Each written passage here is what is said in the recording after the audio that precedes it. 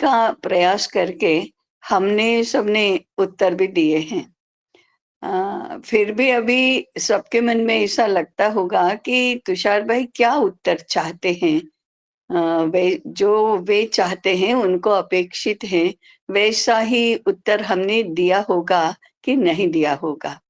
इस इस जिज्ञासा अथवा संदेह का निराकरण करने के लिए तुषार भाई ही बताएं कि क्या अपेक्षित था?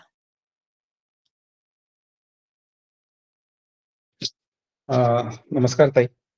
अ, नमस्कार। अपेक्षित न रखकर मैंने ये प्रश्न पूछा था, हुँ, क्योंकि इसका मूल्यांकन का हुँ, एक बिंदु है अदिति हुँ, पक्की होना। हुँ, हुँ, तो सबने जो विषय दिए हैं उस विषयों को हुँ, हुँ, क्यों कहा जा रहा है, उसमें क्या हुँ, समानताएं हैं, एक-एक लाइन हुँ, में ना होकर पूरे संदर्भ में हुँ, क्या समानताएं हैं, हुँ, क्या हुँ, पैटर्न्स हैं और उस पैटर्न्स क्या इंडिकेट कर रहे हैं, ऐसा समझ हुँ, में आता है कि नहीं या समझ में हुँ, आया है कि नहीं, ये जानने के हुँ, लिए हुँ, मैंने प्रश्न पूछा था।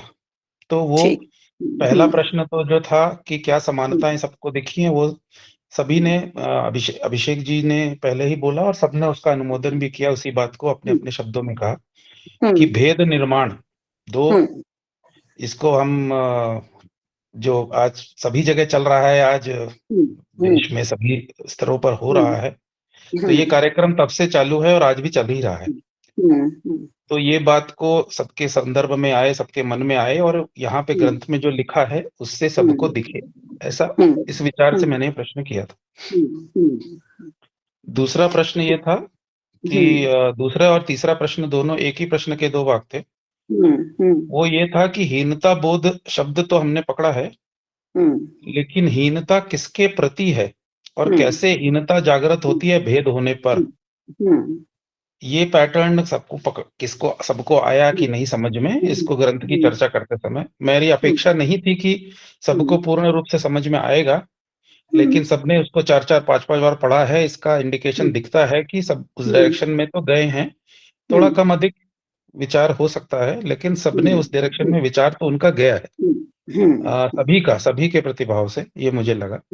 हुँ, उदाहरण के लिए सभी ने कहा कि भेद निर्माण होने से एक का दूसरे के प्रति भाव हुँ, बदलता है हुँ, और जो मैं एग्ज़ैक्ट वर्ड्स कह रहा था वो मैं कह दूँगा, सबने एग्ज़ैक्ट तो नहीं कहा, वो अपेक्षित भी नहीं होता है एग्ज़ैक्ट कहना। हुँ, हुँ, लेकिन इंडिकेट तो सबने ही किया कि हुँ, जैसे ब्राह्मण और शूद्र वर्ग में तो हीनता हुँ, बोध भारत के प्रति, भारतीय विचार के प्रति, भारतीय दृष्टि के प्रति, भारतीय संस्कृति के प्रति, भारतीय ज्ञान धारा के प्रति और कोई भी चीज़ जो भारतीय है, उसके प्रति हीनता बोध है। तो हीनता बोध ब्राह्मण का शूद्र के प्रति नहीं है, हीनता बोध भारत के प्रति है। ये शब्दों एग्ज़ैक्टली। का मैं अगर उच्चारण हुँ, होता तो मुझे और अच्छा हुँ, लगता, लेकिन हुँ, सबने इंडिकेट हुँ, तो किया ही। हुँ, इसलिए मैं उत्तर से मैं अनपेक्षित नहीं कहूँगा कि अनपेक्षित हुँ, उत्तर थे। हुँ, अ, ये एग्ज़ैक्ट शब्दों का प्रयोग होता तो शायद मुझे ज़्यादा अच्छा लगता, ऐसा कह सकता हूँ हुँ, पर्सनल प्रायोरिटी। हुँ, हुँ, हुँ। जी। ये केवल एग्ज़ैक्ट शब्द नहीं है, वो शिफ्ट है कि सबके लिए एक समान चीज़ क्या है, जिसके प्रति छोटे-बड़े सभी का हीनता बोध होता है। सभी का भाव एक जैसा ही होता है।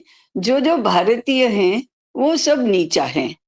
और हम भारतीय हैं इसलिए हम नीचे हैं और ये जो कह रहे हैं वो हमसे श्रेष्ठ हैं, ऐसा हमारा ये राष्ट्रीय हीनता बोध है।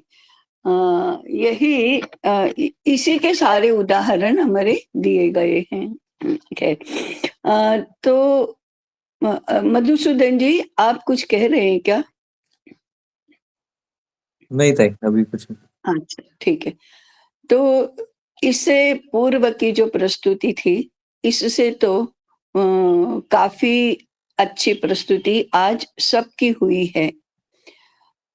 फिर से एक बात ये बताना चाहेंगे हम कि अदिति का अर्थ है, जो ग्रंथ में लिखा है, जो अ, लेखक कहना चाह रहे हैं, उसको सही अर्थ में समझना, सही से समझना। और ये सही समझने के लिए जैसे कल भी कहा था मैंने कि शब्दों के अर्थ ठीक से समझना, वाक्यों के अर्थ ठीक से समझना, एक वाक्य के बाद दूसरा वाक्य आता है, उसका मेल कैसा है, सारे वाक्यों को मिलकर जो एक परिच्छेद बनता है, उसका कहना क्या है, विषय वस्तु क्या है, इसको समझना। तो ये केवल शब्दों के अर्थ नहीं है या वाक्यों के अर्थ नहीं है, कहने की बात क्या है इसमें, ग्रहण करने की बात क्या है, समझने की बात क्या है, इसके ऊपर अधिक जोर देना चाहिए। हाँ, ये शब्दों के अर्थ समझना ये उसका साधन होता है, वाक्यों के अर्थ समझना ये उसका साधन होता है।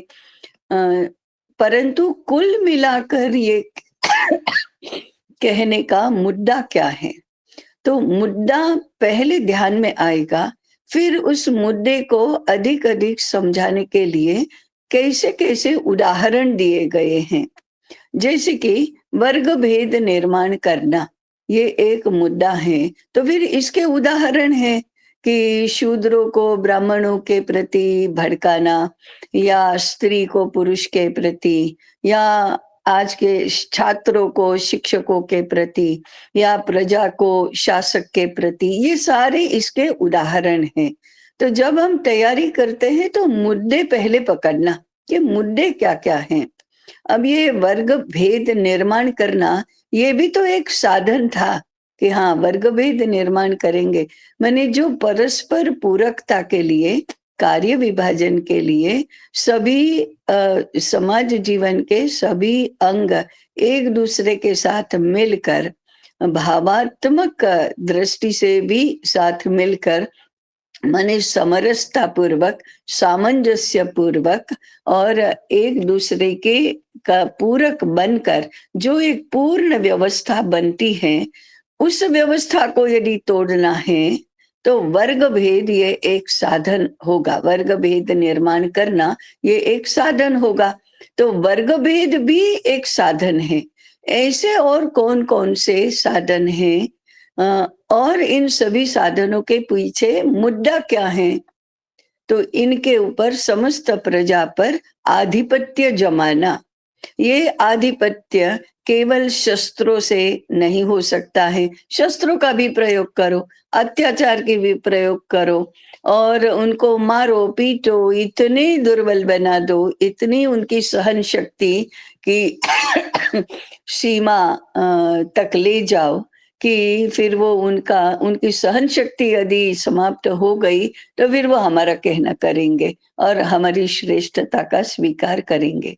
वो मन से भी स्वीकार करे, शरीर तो दुर्बल हो गया, सहन करना अब नहीं हो रहा है, मन को भी ऐसा दुर्बल बनाना है, तो फिर ये वर्ग भेद निर्माण करो, उकसाओ, भड़काओ, और फिर बुद्धि में भी ये ठीक कर देना है, माने प्रस्थापित कर देना है, तो शिक्षा का साधन अपनाओ। ऐसे ये अपना अपना आधिपत्य जमाने के लिए कौन कौन से साधन उन्होंने अपनाए, फिर एक एक साधन का उन्होंने कैसे कैसे प्रयोग किया, उस साधन का, माने वो जो साधन है वर्ग भेद निर्माण करना, उसके कितने कितने उदाहरण दिए गए। ऐसे ऐसे समझने की जो हायरार्की होती है, समझने की जो श्रृंखला है, इसको यदि हम लागू करेंगे तो फिर हमें बात सही में समझ में आ जाएगी। फिर उदाहरण अलग और मुद्दा अलग, मुद्दा भी एक आयाम है और उसका भी, उसके भी पीछे का भाव अलग। ऐसे हमें धीरे धीरे बात पूरी समझ में आने लगेगी। ये जो समझना है वो लिखा हुआ समझना है, कहा हुआ समझना है, इसके लिए हम इसको अधीति कहते हैं। हमारा क्या अभिप्राय है वो एक दूसरे नंबर की बात है, लेकिन लेखक का क्या अभिप्राय है, जो बोल रहा है और हम सुन रहे हैं उसका क्या अभिप्राय है, वह समझना, इसको ही अदिति कहते हैं। और उसको सही में समझने की पद्धति इस प्रकार की है कि पहले मुख्य मुद्दा कौन सा है ये समझना, फिर उसके लिए कौन कौन से उप मुद्दे बताए गए हैं वो समझना, फिर उन मुद्दों को स्पष्ट करने के लिए क्या क्या उदाहरण दिए गए हैं ये समझना। और भी ये उदाहरण हमें सर्वत्र दिखाई दे रहे हैं, माने उसकी पुष्टि हो रही है, ये समझना। ऐसा करने से हमें जो लिखा हुआ है और बोला गया है, वह सही से समझ में आता है। उसकी दृष्टि क्या है, उसका कथन क्या है, वो समझना, इसको अदिति कहते हैं।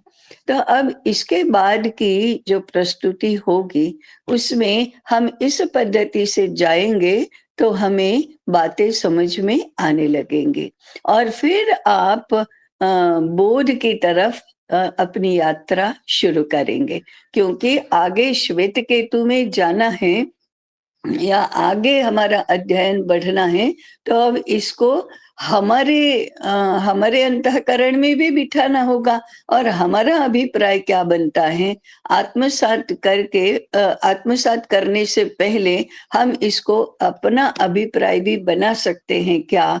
अपना अभिप्राय इसमें समरस हो सकता है क्या? इस पर भी जाएँगे, परंतु वो आगे की बात हम आगे करेंगे। अभी अदिति के लिए इतनी बातें करना आवश्यक है। तो अब इस बार की प्रस्तुति के लिए तो आपको थोड़ा समय मिल गया। इसके आगे की प्रस्तुति के लिए केवल आज का और कल का इतना ही दिन है, तो आप ज़रा इसके ऊपर अपना ध्यान केंद्रित करके अपनी प्रस्तुति को अधिक अच्छी और अधिक अर्थपूर्ण ऐसा बनाने का प्रयास करेंगे। इसीलिए सबको शुभकामनाएँ। जी। हुँ, जिन विषयों को ताई ने कहा है, जिन बिंदुओं को कहा है, उन बिंदुओं को ध्यान में रखकर हम अपनी प्रस्तुति को और सुधार सकते हैं। देखिए, मूल्यांकन जो है, उसमें मूल्यांकन के साथ-साथ मूल्यांकन तो केवल इसी प्रस्तुति से हो रहा है ऐसा नहीं है। मूल्यांकन साल भर में हुआ है, लेकिन आप में कैसे निखार हो सकता है और कैसे सुधारा जा सकता है, ये मूल्यांकन के दिन भी तथाकथित जिसको हम आज मूल्यांकन कह रहे हैं, जिसको मूल्यांकन समझ भी रहे हैं, उस मूल्यांकन के दिन भी हम परीक्षा की तैयारी कैसे करें